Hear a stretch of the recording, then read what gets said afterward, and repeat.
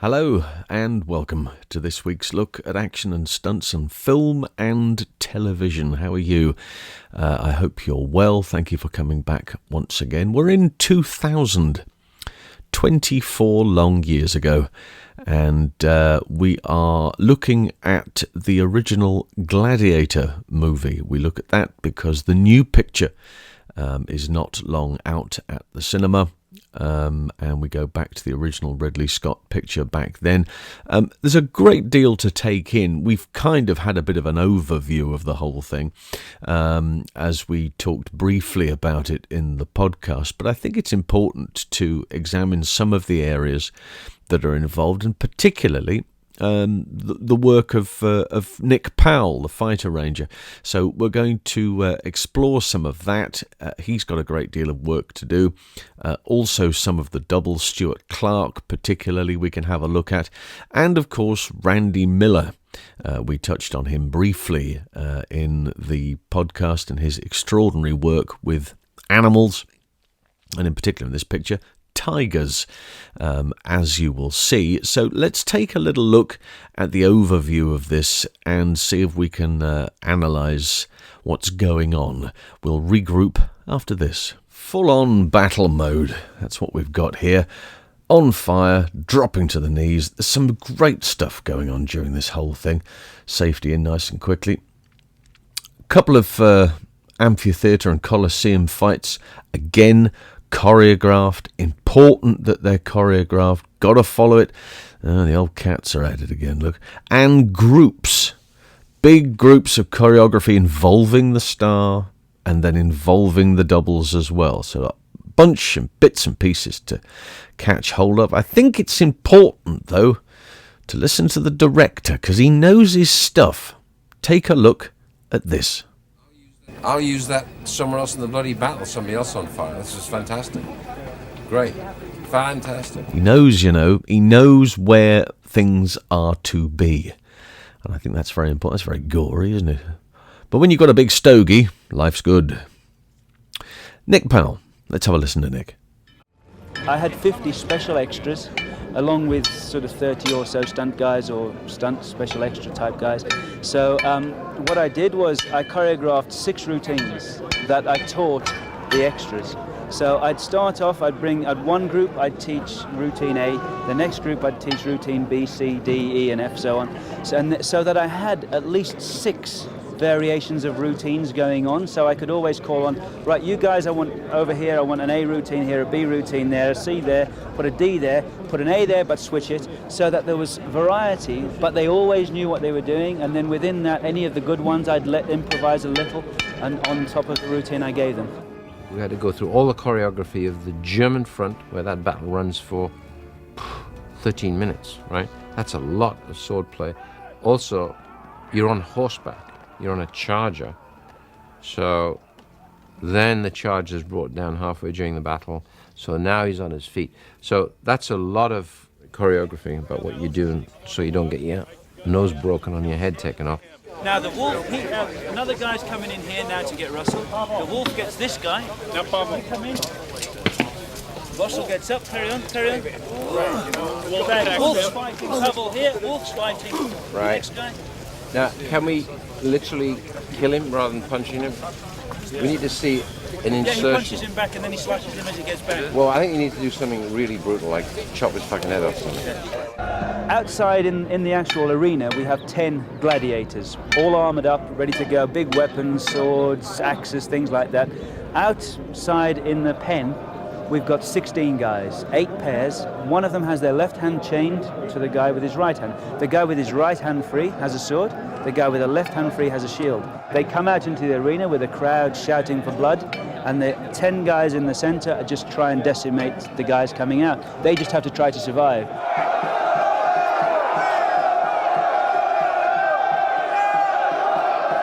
These things are dangerous, especially because the way I choreograph, it took a couple of days to choreograph and then a week or so of rehearsals to bring it up to speed with all the stunt guys. You work it slowly, you build it up very slowly over the first couple of days. You start to put the speed in. Some of the weapons will be rubber if it's particularly near the fingers and things like that, so you use rubber weapons. Most of the time you try to use the metal weapons so it feels more authentic. And you just have to try, especially with so many of the guys actually fighting very close to each other. You just have to rely on everyone knowing what they're doing, and that the rehearsals have gone well, the choreography is good, and everyone's in the right position.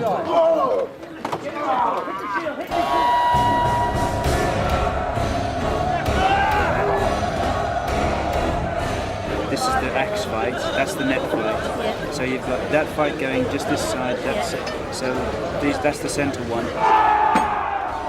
Ridley does love that sort of closeness and everybody in there really getting in and into the dirt and your face rubbed into. I mean, he wants that kind of feel to it. So that's where it becomes quite tricky, because it's even more risk because of the way he wants the fights. And it's good in a way because it looks much better on screen.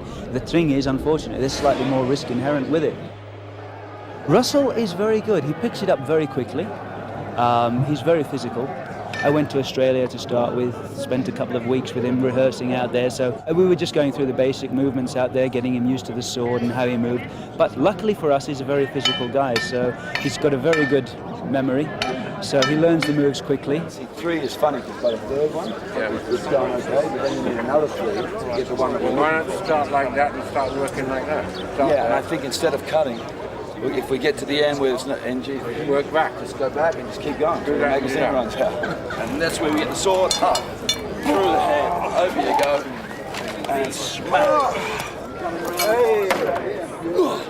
Russell is a pretty intense guy, so the guys around him have got to be really on the ball, because he is going to go for it. He's going to go for it straight off. As long as he sticks to the moves, everyone's okay. He comes out and he doesn't hold back. He's swinging, but he's swinging and he's holding the moves. He's doing the moves. He's not hitting anyone with them really. So he's swinging them really big, but he's actually making the misses work. When we started rehearsing, one of the guys got a wooden sword, and we were starting to rehearse with wooden swords to make sure everyone's in the right place. One of the guys got his head cut open, stitched up, and I mean, you're always going to get that sort of every day. You're going to have an injury somewhere, but hopefully they're very minor. And if everyone's on the ball, they'll be, the smaller they'll be.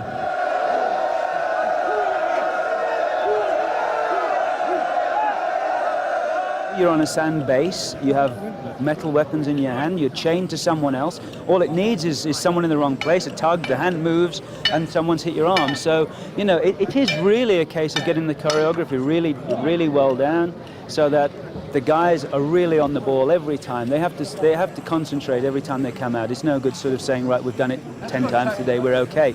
Every time you come out, you've got to concentrate. Otherwise, there is potential for somebody to get very badly hurt. Bring on the dead donkey. This is not the dead donkey. This is a prosthetic horse, which Stuart Clark is now riding. And we'll take a look at that again, because it's important to see the whole thing. He's having to hang on. He's having to look as though he's riding it normally. It's then going to pitch itself up, bang, and fire him right into the lens of the camera. He's a good double as well. Now, let's talk about this tiger. The tiger fight, it's taking place here, and this is what's happening above the ground. The trapdoor's opening, out come the cats. Randy Miller, of course, we know that he is responsible for training the animal and for being the double. And then so it's 2 cats altogether. But this is dangerous stuff. You don't want to mess about with this. And again, everything worked out to the last detail, rolling in the right place. It's a couple of extra shots put in there. I don't remember that being they were so close together. But they're being held, of course, one side. Up he comes, jumps and lands on the back of him.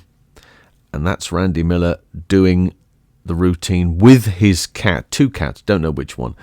The slack being let off at one end. Look, he's acting. Is he acting, or is that real fear? I know that was, and that's another terrific shot there of Randy being thrown to the floor by his own cat. But there's some very, very impressive shots going on there.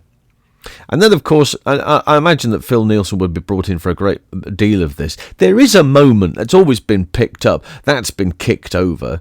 And, of course, the horses, they're not real horses when they make the landing. This one's always hilarious because that's very clearly a tank used to flip the thing over in the first place. So there's so much to take in. If you haven't seen it and you are planning on going to see the new movie, do so. I would watch this and do it as a double header. Maybe see this the night before and then go and see it. Enjoy.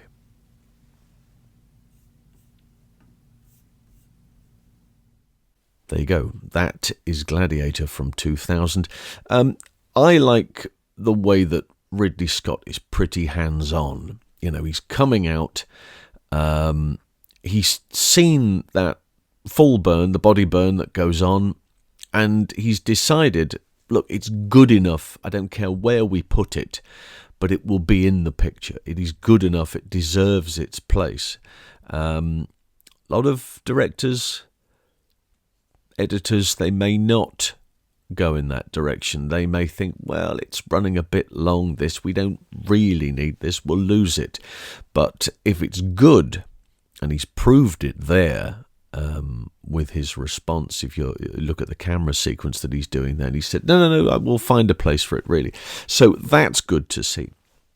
And of course, we mentioned Nick Powell. Nick Powell working very hard at trying to create a simple routine that can be followed by a number of different groups. You've got those big action sequences. You've got those big sword fight sequences. Well, he's broken it all down into sections. You're doing this. You're doing this. Now you do this, but come a bit closer here so we can bring it in here. We'll then move the whole thing around. And then occasionally going, right, that routine that you're doing, it's fine up to this point here. Change that and come in, do this instead. Okay, and they just rework it and it looks slightly different. But it's coordinating all of that and arranging it and making absolutely sure that nobody gets clobbered for real. It happens, you know, it does happen. And that's the thing about the choreography. It has to be fluid. You have to be in a situation where you know what's going on. You can move within reason, but you have to know where that next blow is coming from and what you are doing in response to that. You move out of the way at the wrong moment, or what's worse, you move in at the wrong moment. And as evidently has happened on this picture and numerous other pictures that will involve hand-to-hand combat with weapons, even though those weapons are not real stainless steel weapons, they'll still poke your eye out, they'll still slap you in the face, they'll still give you a bruise, they'll still break an arm if you're in the wrong place at the wrong time. And consequently, you have to rule that out. So huge amounts of work going in there. Nick Powell did an excellent job. And Randy Miller and his cats. You know, I'm a cat owner. You cat owners out there, you'll have cats, they'll run about, they'll jump on you. This thing jumps on you, and very clearly, you know, even though it's trained to do so, it's a hell of a size of an animal. And to be able to train an animal of that size, a big cat, and that's a big cat. I mean, it really is. Huge scope, huge volume, but bottle fed, you know, as you do. We'll wean this one, and they bottle feed it. And there's a lot of elements of how far can you go to a point where you can say without hesitation, this cat accepts me as its alpha male or its parent. And I think, you know, cats, they're one thing. And maybe there is, you know, that continual work that you do with them. Don't compare these to, who's the guys? Siegfried and Roy. Don't compare this to that. That is a very different game completely. Being on stage with big cats in a cage, and there is footage on the internet of Siegfried and Roy. One of them, I forget which one it is because they both look the same. They both got long blonde hair, or I can't quite place who was who. But you crack a whip or you say something, and the cat decides, not today, my friend. That's a decision that's made independently of you, and if they choose to then jump you, for real, that's their choice. Now, you need to have a plan B and a pretty decent track record over a short distance, I would say, to get away, but there is footage of that happening. But here, Randy Miller chosen because of his unique work with big cats, and again, Humane Society, they've looked at the whole details, they've looked at everything that goes on behind the scenes, the running up to this, the rearing of these animals, the condition that these animals are in, the condition that is for them when they are not working. And everything has been signed off as being perfectly acceptable. So that's important. We didn't do a great deal of work there as far as PHIL NEILSON is concerned. But I mean, you look at some of his track record stuff. I've just got a list of bits and pieces here. Natural Born Killers was one of his. Bonfire of the Vanities, 12 Monkeys, G.I. Jane, Black Hawk Down. A lot of big style action. And I'm not saying that he's not involved in a major way. Of course he is. He's the stunt coordinator. But I'm interested why this particular documentary segment that I was having a look at here didn't really focus on that at all. It was much more focused on the hand-to-hand combat and the animals, and I understand that, but I think in future, and I know that's happening a lot now with various other movie documentaries or behind-the-scenes stuff, and that's why we do it here, because it's important to highlight these areas. But I think that needs a great deal more highlighting. But it did seem, looking at some of his work, check him out on IMDb, PHIL NEILSON, and it's only fairly up towards, 1999, that period, where he's getting bigger projects. But to get a movie like this, which is huge in scope, it's a big change, but does a remarkable job. There's no doubt about that, and isn't credited enough. So, Phil, fair play to you if you're out there. And it's also lovely to see all of the many photographs that have been taken from the new picture, from the set, and from the work that's been going on there. They've obviously been given the green light to go, yep, you can pop your social media up, that's no issue. And so lots of great photographs of stunt guys and girls in costume, on set, in varying bits and pieces, numbers of them in different locations, doing different things, utilizing the ability that they have to A, be involved in the action, but also B, to act.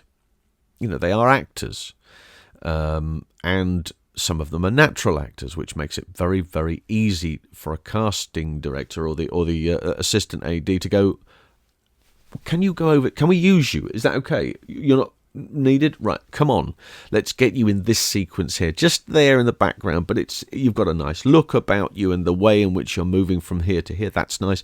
Let's do that. So all of these bits and pieces taken into consideration. And also, if you're going to see the new picture, have a look at this. I think it's well worth doing this as a back-to-back if you're prepared to do that. That's it for this week. We will be back next week with more of the same. I hope you are well, and try and stay safe during the course of the week. It's getting a bit nippier, so if you are out there, make sure you wrap yourself up warm, because it's not going to be terribly pleasant over the next few days. But yes, take care of yourselves, and we'll do it all again next week. Until then, it's bye for now.